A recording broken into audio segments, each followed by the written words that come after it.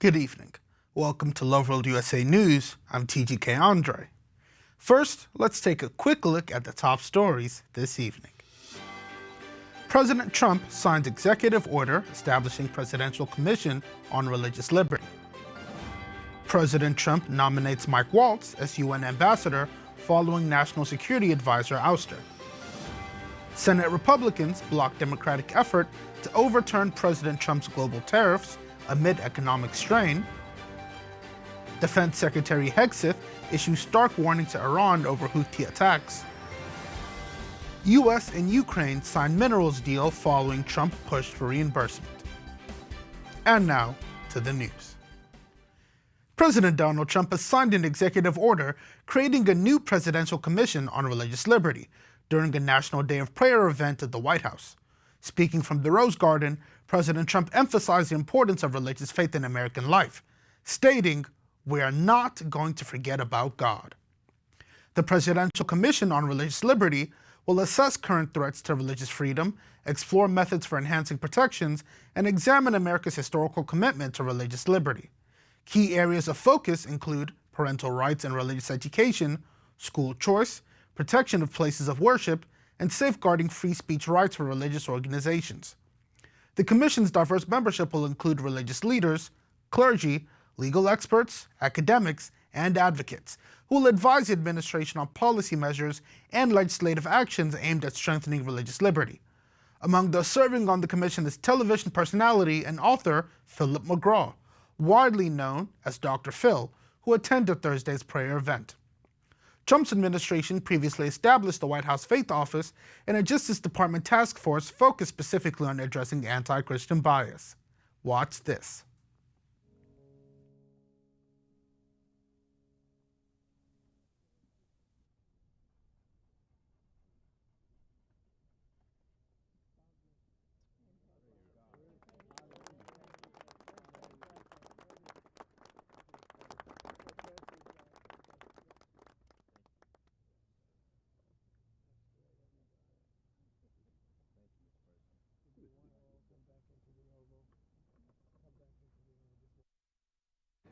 We're bringing back religion in our country, and we're bringing it back quickly and strongly.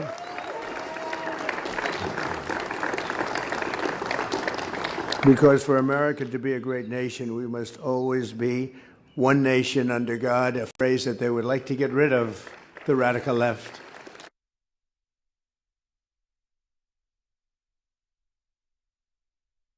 The one big, beautiful bill. We love that bill.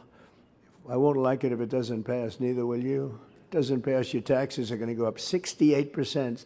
So think of it, 68, and this is a religious ceremony to me, but that's part of the religion. Because if your taxes go up 68%, you might give up your religion. You might have no choice. You'll be working too hard to try and make it.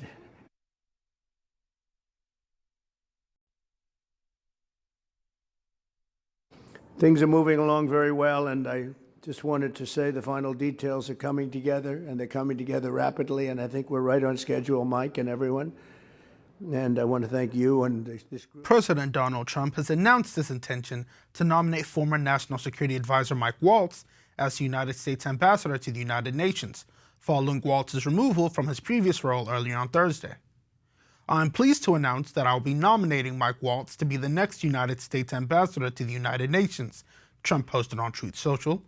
He praised Waltz for his service both in the military and government, noting Waltz has consistently prioritized national interests throughout his career. In the interim, Secretary of State Marco Rubio will serve concurrently as National Security Advisor, a dual role reminiscent of former Secretary of State Henry Kissinger's simultaneous positions during President Richard Nixon's administration. Waltz's departure from the National Security Council came amid fallout from a controversy involving a leaked Signal chat. In March, a private discussion between Waltz, Secretary of Defense Pete Hegseth, and CIA Director John Ratcliffe inadvertently included the editor-in-chief of The Atlantic magazine, leading to widespread criticism despite assurances that no classified information was compromised.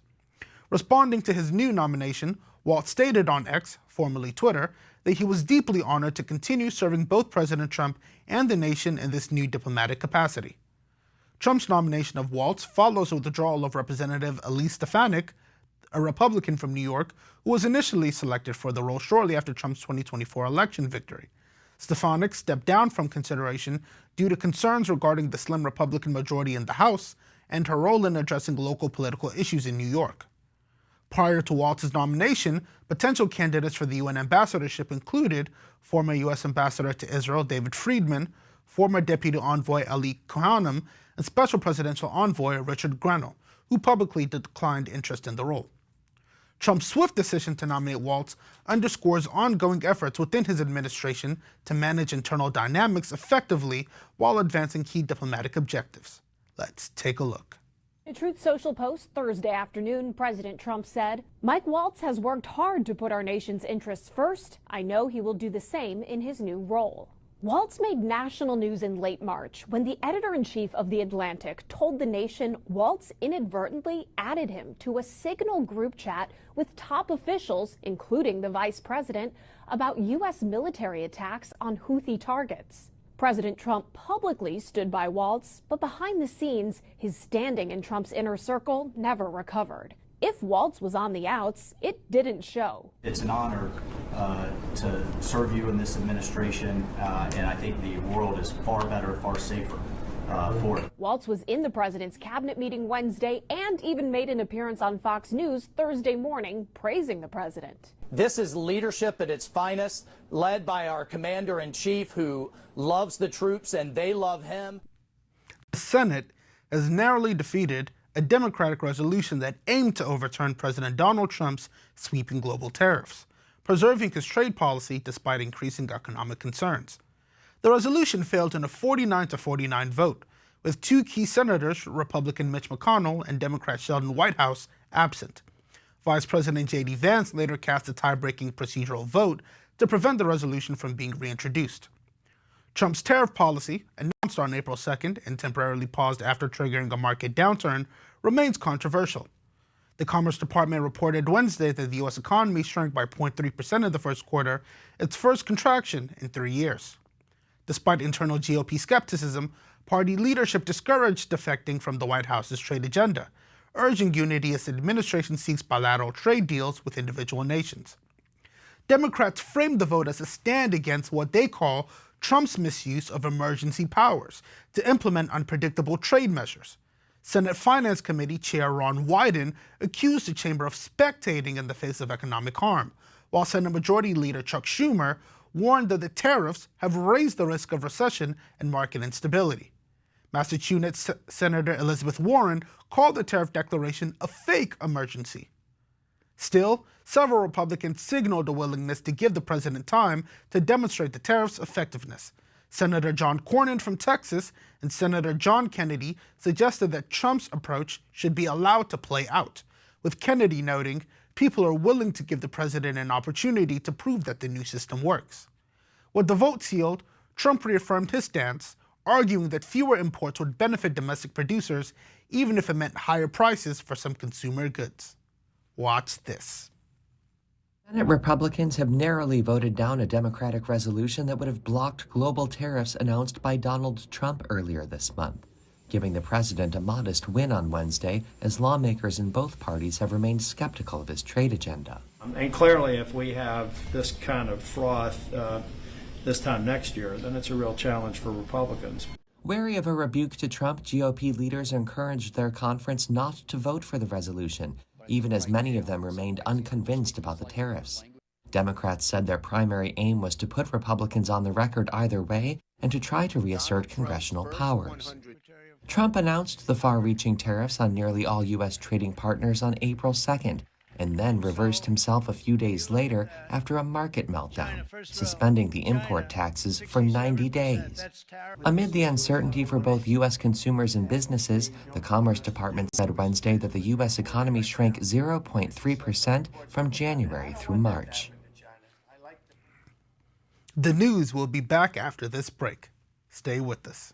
We have more monies being spent than at any time in the history of our country. We're up to close to $8 trillion, I think I can say. At the heart of the Trump administration's policies is one overarching goal. It is to stage the great American manufacturing comeback. President Trump pushing ahead with his America First agenda. Breaking news, Apple announced it's going to work with Foxconn to build a server factory in Texas by 2026. The company says it is now planning to invest $500 billion in the U.S. economy. The CEO of SoftBank pledging to invest $100 billion in the U.S. over the next 4 years. This is President Trump delivering on the promise he made to the American people on the campaign trail. The idea is come to America, build greatness in America, build for American customers. Project Stargate. It's a joint venture between SoftBank, Oracle, and OpenAI, and they're going to create a data center that will eventually be expanded to other states. Shows people are listening to Mr. Trump's pitch to bring new industry to America. This is the latest pledge from a foreign business leader promising to spend big in the U.S. as a result of Trump's election victory. Founder of the property development company DeMac Properties is pledging the money. President Trump announcing $100 billion investment from Taiwan Semiconductor, bringing the company's total American investments to $165 billion. The most powerful AI chips in the world will be made right here in America. Things happen so quickly in the Trump world, right? It's 100 days. Right. It feels like it's 100 months. This is leadership. This is taking control of the problem for military, for everything, for industrial, for our economy. Even if it causes short-term pain, the reality is it is the right decision. All of the computer chip companies are coming in at levels that nobody's ever seen before. NVIDIA says it will invest hundreds of billions of dollars over the next 4 years, part of the manufacturing renaissance under President Donald J. Trump. Furniture maker Prepack are shifting their operations from Canada to North Carolina. Johnson & Johnson says it will invest more than $55 billion in the U.S. over the next 4 years. And the auto companies are coming in. I can name 8 right now already, auto plants that are either starting or about ready to start construction. Hyundai announced a $20 billion investment. With your leadership, Mr. President, Hyundai Motor Group is proud to be a stronger partner in America's industrial future. This is the automobile industry, and now those plants largely have stopped and they're moving them to our country. Honda is building one of the biggest plants. Honda is producing its next generation Civic Hybrid in Indiana instead of Mexico. Trump believes that the key to transforming America along the lines he wants, economically, socially, and politically, is to revive the factories and foundries across this country. We're going to train people in trade craft, bring back trade craft to America so that people can work in these factories, great paying jobs. We're going to train them, and we're going to remake the American dream. The trade story is certainly picking up speed here and pushing more countries to make these bigger investments. It's another example of the Trump effect. GE Aerospace announcing a nearly $1 billion investment into American manufacturing. Eli Lilly announcing plans to expand its manufacturing here in the United States. $27 billion additional spend, bringing our total to more than $50 billion. The money's rolling in, and this is in the past 60 some odd days, Charles. And these are deep-pocketed folks who want to have a relationship, and it's just smart moves. We are CMA CGM, one of the leaders in shipping and logistics around the world. Today, we are investing $20 billion. Foreign leaders from around the world, investors from Silicon Valley to Wall Street to Main Street have confidence again in our economy and our markets and in President Trump. The Trump effect this morning, a string of massive wins for American manufacturing. The numbers speak for themselves. Wisconsin-based Clarios is putting up $6 billion to expand its American operation. And what's driving these decisions? Well, President Trump's aggressive Made in America policies and his commitment to bringing industry back to American soil. This is exactly what Trump promised. America First is back.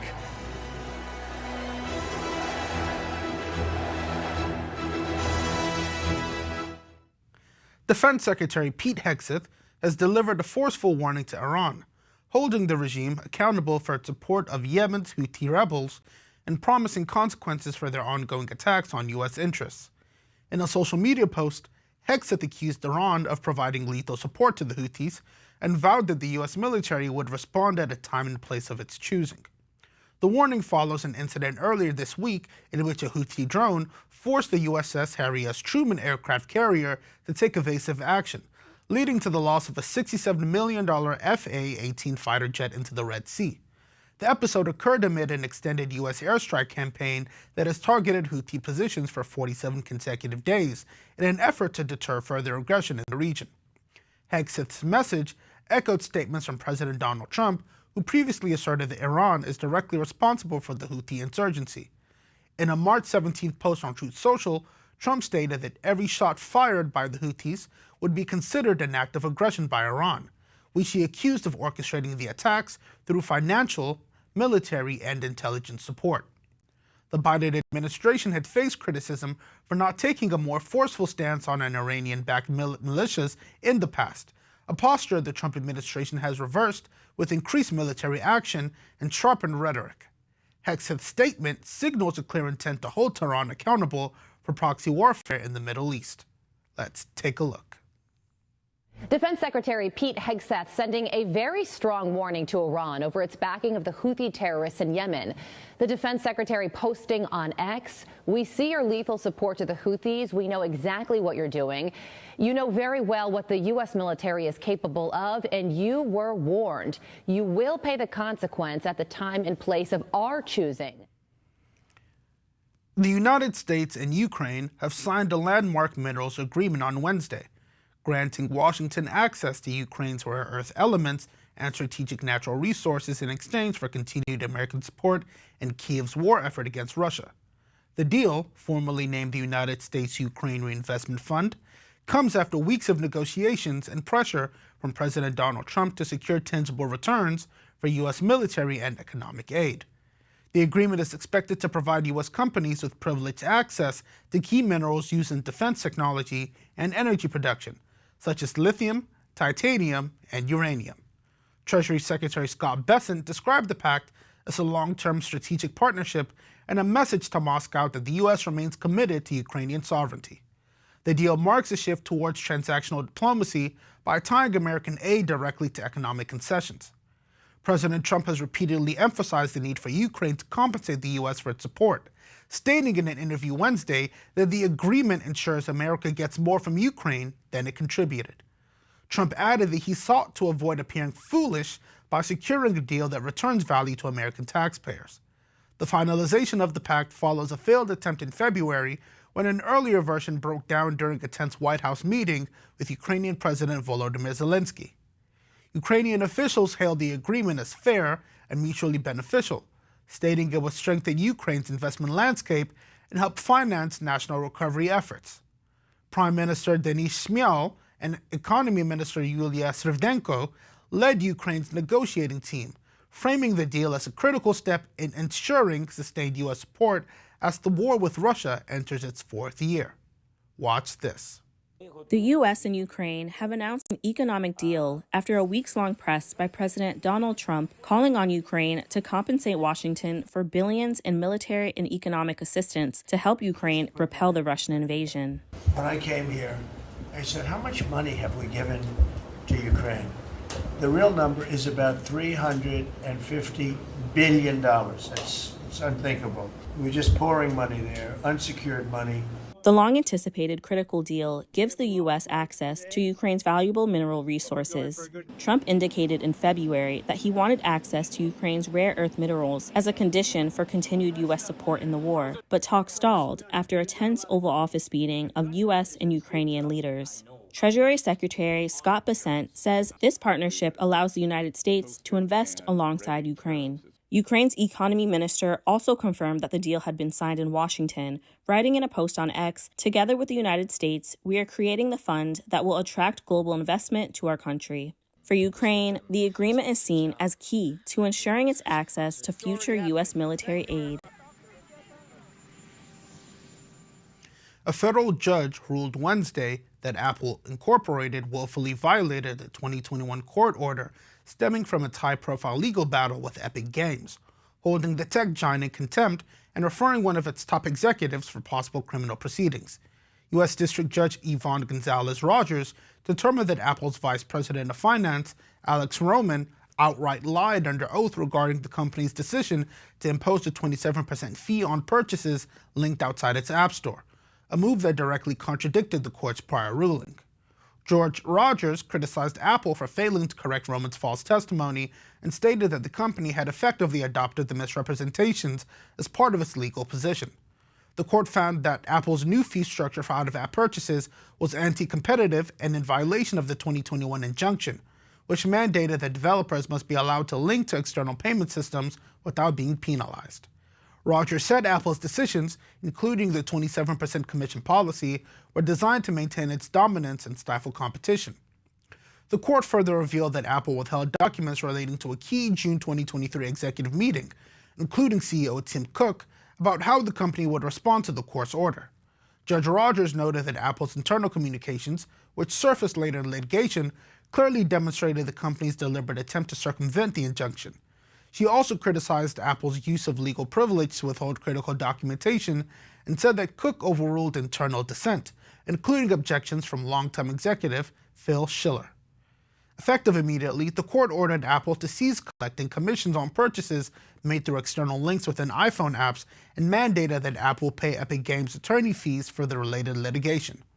While Apple has vowed to appeal the ruling, Epic Games CEO Tim Sweeney celebrated the decision as a huge victory for developers, calling it a long-sought step toward forcing Apple to compete on fair terms. Let's take a look. A US judge says Apple has violated a court order instructing it to allow more competition in its lucrative App Store, and she says she's referring the company to federal prosecutors. District Judge Yvonne Gonzalez-Rogers said the iPhone maker had failed to comply with her earlier injunction, which was imposed in a case brought by Fortnite maker Epic Games. She said, "This is an injunction, not a negotiation, and there are no do-overs." Gonzalez-Rogers said Apple executive Alex Roman gave testimony about steps to comply with the injunction that was marked by misdirection and outright lies. In a statement, Apple said it strongly disagreed with the verdict. The company said it would comply with the order, but also appeal. Epic Games called the judge's decision a big win for developers and consumers. Back in 2020, Apple pulled Epic's products from the App Store after the game maker let iPhone users navigate to outside payment options. Epic said the tech giant was stifling competition and overcharging on commissions for in-app purchases. In 2021, Gonzalez-Rogers found that Apple had violated California competition law and ordered it to allow more freedom over payments. Epic later accused Apple of blatantly violating the ruling, with steps including new fees for app developers. Apple has consistently denied all wrongdoing and says it made extensive efforts to comply with the court. The news continues after this break. Don't go anywhere. The world is watching. Billions of hearts, billions of souls, each one a life that matters. And every day they're being touched by the power of the gospel. Because you gave our dearest partners. Through the Loveworld networks, the message of our Lord Jesus is reaching further than ever before, into nations where churches are silenced, into homes where hope had disappeared, into hearts where light had never shone, into every man's world. This is the year of completeness, and truly, we are everywhere.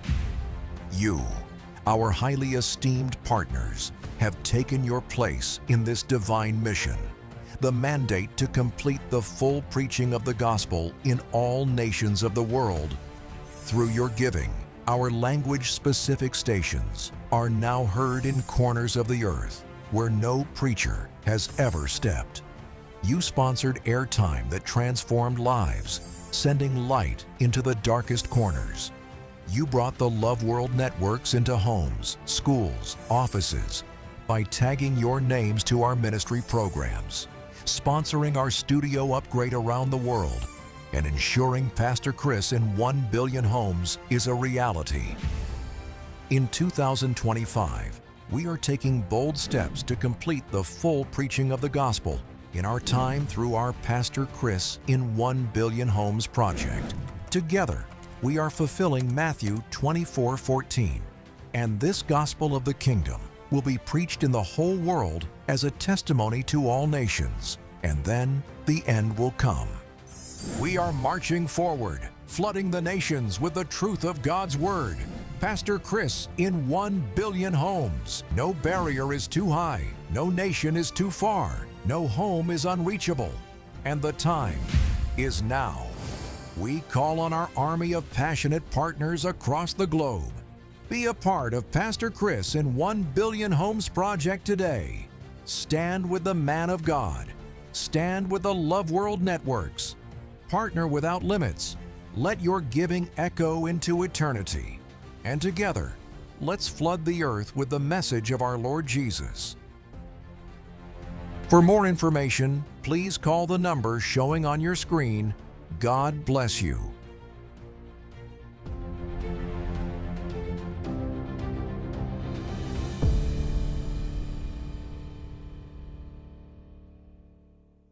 Welcome back.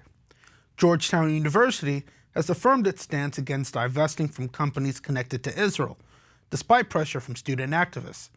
Interim President Robert Groves made clear that the university would not implement the results of a recent student referendum advocating for divestment and ending partnerships with Israeli institutions.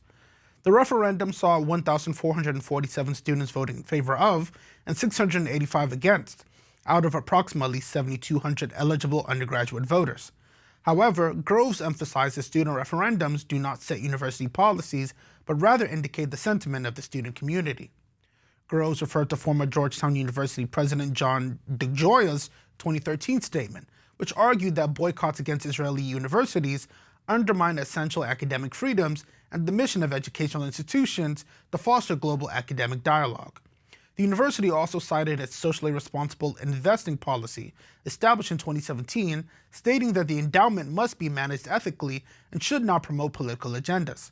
Recognizing diverse opinions on the Israeli-Palestinian conflict, Groves committed to supporting open discourse under the university's policy on speech and expression, stressing the importance of dialogue among individuals of differing views to promote understanding. The decision aligns with recent efforts by the Trump administration to address anti-Israel and anti-Semitic activities on college campuses across the United States. China has released a new paper accusing the United States of being the true origin point of COVID-19 and of evading responsibility for the global pandemic. The document, issued by the Chinese Communist Party, claims the virus was present in the U.S. earlier than officially acknowledged and criticizes Washington's public health response as inadequate and politically motivated. The U.S. should cease from shifting blame and evading responsibility, the paper reads, claiming that the U.S. has ignored growing questions surrounding its handling of the outbreak. The accusation comes amid multiple assertions by President Donald Trump and U.S. intelligence agencies supporting the theory that COVID-19 leaked from a lab in Wuhan, China. Earlier this month, the White House revamped its official COVID.gov website to highlight evidence supporting the lab leak theory. The site now outlines findings that point to genetic anomalies in the virus, not found in nature, as well as the proximity of the Wuhan Institute of Virology to the earliest outbreak. The site also criticizes the previous U.S. government's endorsement of natural origin theories and includes information about pandemic-era policies such as social distancing and masking. While U.S. agencies continue to support the lab leak hypothesis, Chinese officials maintain the virus was zoonotic in origin. They cite an earlier joint study with the World Health Organization suggesting COVID-19 spread from bats to humans through another animal. China also accused the U.S. of failing to adequately respond to the virus in its early stages and of using the pandemic as a tool for political deflection. Watch this. It originated in the U.S. A new report from the Chinese Communist Party has accused the U.S. of being the origin of the virus that brought the world to a standstill in 2020. This after multiple investigations over the past few years have indicated a lab in China as the initial source of the deadly virus. China now accuses Washington of evading responsibility. There have been multiple statements made by U.S. President Donald Trump suggesting that the virus leaked from a lab in Wuhan. In an elaborate document, the Chinese government claims that the infectious disease was present in the U.S. earlier than officially determined. The paper quotes, and I quote here, the U.S. should cease from shifting blame and evading responsibility, stop finding external excuses for its internal malice, and genuinely reflect on and overhaul its public health policies.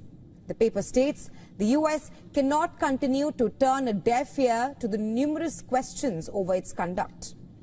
The paper was released shortly after the White House revamped its COVID.government website, which had previously promoted vaccines, but now discusses true origins of the disease. The updated site provides proof of lab leak theory and highlights how former National Institute of Allergy and Infectious Diseases Director Anthony Fauci advocated for the idea that COVID-19 originated naturally. It also mentions former President Joe Biden. Just before we end the news, let's take a quick look at tomorrow's weather forecast.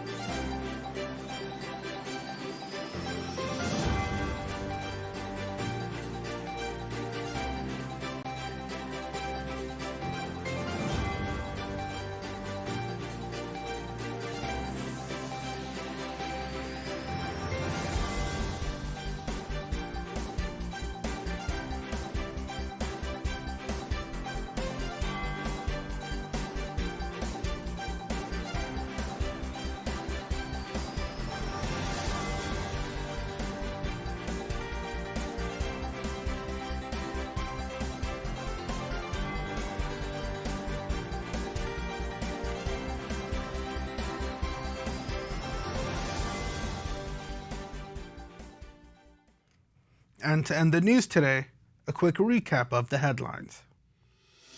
President Trump signs executive order establishing Presidential Commission on Religious Liberty. President Trump nominates Mike Waltz as UN ambassador following National Security Advisor ouster. Senate Republicans block Democratic effort to overturn President Trump's global tariffs amid economic strain. Defense Secretary Hegseth issues stark warning to Iran over Houthi attacks. U.S. and Ukraine sign minerals deals following Trump push for reimbursement. And that's the news for today. Join us at the same time tomorrow for more news. I'm TGK Andre. Good night and God bless you.